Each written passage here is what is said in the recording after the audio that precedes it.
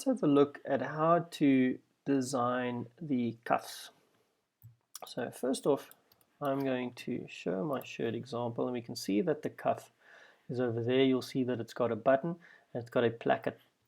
Now, if I want to design a placket, it's always going to be on the outside of the sleeve, and the button is always going to be on the outside of the sleeve. You do get various types of cuffs and plackets. I'm just going to do a general one like so. So first off, I'm going to work in my sleeves layer. I'm going to select my pen tool with just a stroke, and all I'm going to do is that. That is my cuff. I can do a placket. I'm going to just hide my shirt template. I'm going to do a placket, which would be, depending on your style that you'll be using, something like that. You can put a button in, and what we can always do to make this a little bit nicer is to create a little bit of a rounding or something like the inside of the sleeve, and I'm going to give it a full, a little bit darker. I'm going to send it backwards. Now the problem obviously that we have is this section over there, so all we need to do is change my stroke, the corner, to a rounded corner, and you can see that we fit in quite nicely over there. If it's too large, like we have over here, you can just, with your direct selection tool, make it a little bit smaller, so that we add a bit of dimension into our design. Okay, so with regards to buttons, so let's create a nicer button. I'm going to create, remember I use Shift to create a perfect circle, and I use Alt to create it in from the center down up. So what we need to remember is that we've got a, just delete that. Well, I'm going to make a new layer firstly with buttons. I'm just going to drag this layer into my buttons layer. Okay, so now I'm working in my buttons layer. That we have a buttonhole, which would be something like that. It doesn't have to have a fill. It's obviously, I'm going to change my cap to a rounded cap, and all I'm going to do is I'm going to send it to the back. So shortcut for me would be, on a Mac would be Command Shift and the back bracket, or with a Windows would be Control Shift back bracket, or you can just right click and you can say arrange, and you can say send to back. So now it's behind my button. Okay, now we want to create a type of button, so let's create some holes. The way that I do it, I'm going to create a little circle, Shift and Alt at the same time. I'm going to put it over there, and I'm going to copy, paste in front, which is for Mac, which is Command C, Command F. For Windows would be Control C, Control F, and you can have it over there. So this would be 2 buttons. Now, how do we know that this is going to be nice in the middle of my main button? So I'm going to select both those little holes. I'm going to say group, which is Control G or Command G on Mac. So, or you can right click and you can say group. I've already grouped it. So with these 2 button holes selected, I'm going to hold in Shift and I'm going to select the main button, and I'm going to align them. So now you can see that they are correctly aligned. I'm going to ungroup these 2, so ungroup, and all I do now, I have to have a fill, and it's specifically I can't just have a stroke. I'm going to use the Pathfinder window. So if you don't have Pathfinder window, you can go to Window and go down to P, which is Pathfinder over there, and it'll open up over here. So I am going to select the minus font. So first off, before I do that, let me quickly explain to you what Pathfinder does. I've got one little object here, and I've got another object over there. So let's make them two different colors. So you can see how I've got one object that overlaps the other. So the first one, it says there unite, which means that I'm going to unite this section with this section so that it's actually one object. So how do I do that? I select the first object, I hold in shift, I select the second object, and I click on unite, and you can see, boom, that's one thing. Okay, I'm going to do undo so that we stop that. So then we have, which is our second one, which be a minus front. Okay, so for this idea, I'm going to do something like this, and got a background. Okay, so I'm going to have a third one. So we've got 3 layers here at the moment, and there we go. Okay, so top layer would be black, middle one would be pink, and then the back one would be green. Wow, that green is really bad.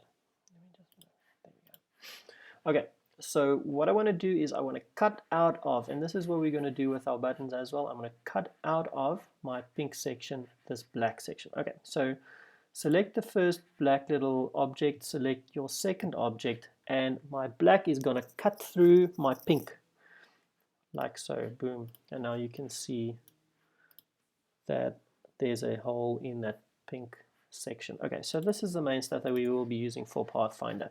So same thing, select my little black hole and select the button, and you hold in shift. So obviously I click the first one, I hold in shift, I click the second one, and I'm going to minus, boom, cut that hole.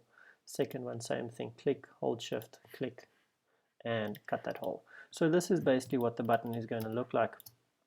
So what we will do is I'm going to group that, and you can see obviously how we've got that hole over there. So now what you want to do, this is really small for our purposes in any way, but I mean that's good to know though. So let's have that button over there, and you can see that if I take out that button, how nice that button would look. We would be changing our stroke weight to something a little bit thicker so that it sits a bit better. It looks a bit better than what it did. Okay, so that is generally what the button look like. Buttons look like when you do it with Pathfinder. I'm going to copy and I'm going to paste this one. I'm going to rotate this 45 degrees. Well, that's 90 degrees, sorry. And remember that you've got a hole that's going to be horizontal on this top little there, so something like that. Okay. Obviously that's not 100% correct, but for our purposes that's fine. Okay, so obviously if we only had one sleeve, we would have done all of this before, and then we would have reflected it. Okay, so for our purposes I am done with the front, although because it's a fitted shirt I want to put in certain style lines. So I'm going to show my style lines. I'm going to just with my bodice see where those style lines are. Okay, so all I do, I'm going to go in my sleeves and I'm going to select, and without a fill, just with a stroke, I'm going to create one style line.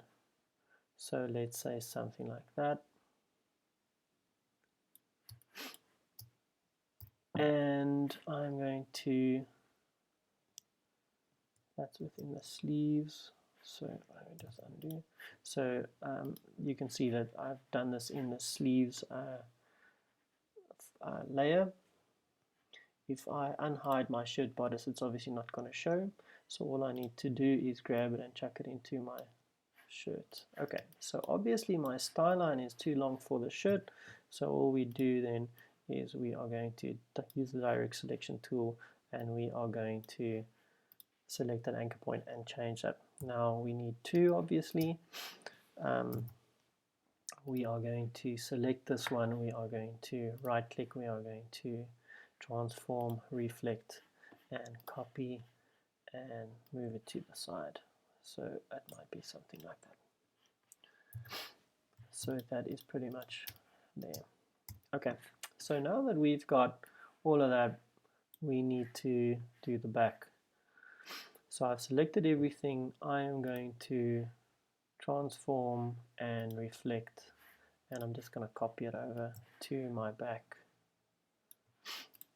Now obviously on the back I will not have a buttons because that's only on the front. So all I do is I just delete all of this. I can keep my style lines, I can keep my cuff, I can keep my placket, and I can keep my sleeves. Now this is the main thing that's going to change. So what do we need to do? We need to delete this. But before we do that, I would just want to, because the line is going to stay the same and we're going to create a back of the collar. All it's going to be is, again, choose your stroke, and I think I'd rather do it like this though. I'm going to put in a anchor point over there, and I'm going to put in an anchor point over there, and what I'm going to do is I'm going to delete everything from there to there. I'm going to delete there to there, and I'm going to delete there, there, and there. Okay, so that we keep that spline right there.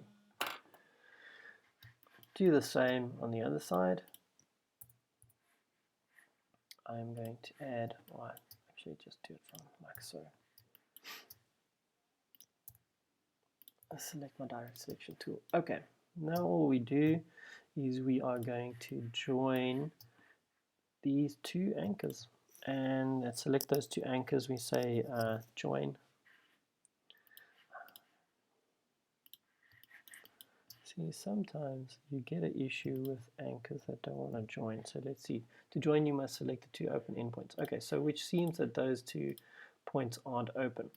All I'm going to do then, I'm going to say that I want to join those 2 with a pen tool.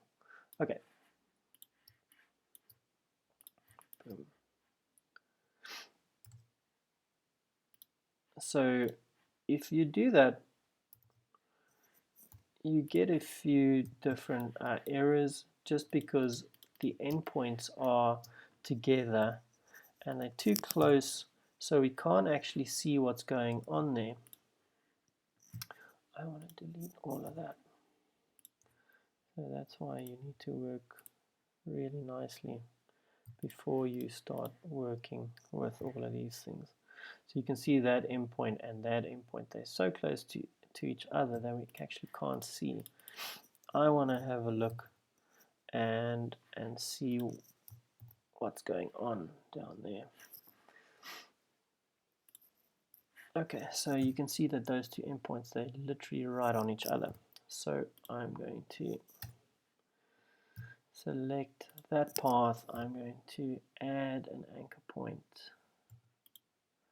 Add an anchor point right there, and I'm going to delete that little section so that we can then join those 2.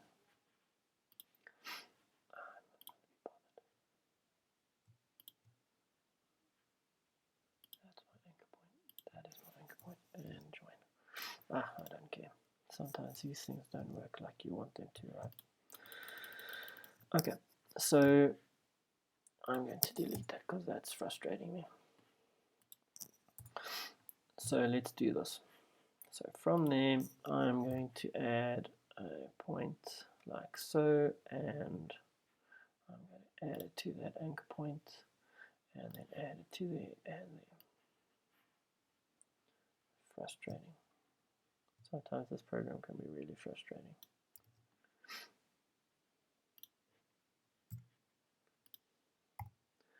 And that is pretty much what it's going to look like.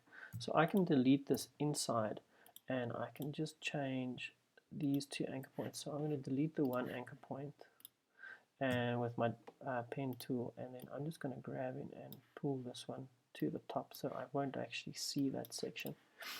and I'm going to have to do my top stitching. So again, you have to do this correctly. I'm doing this really quickly.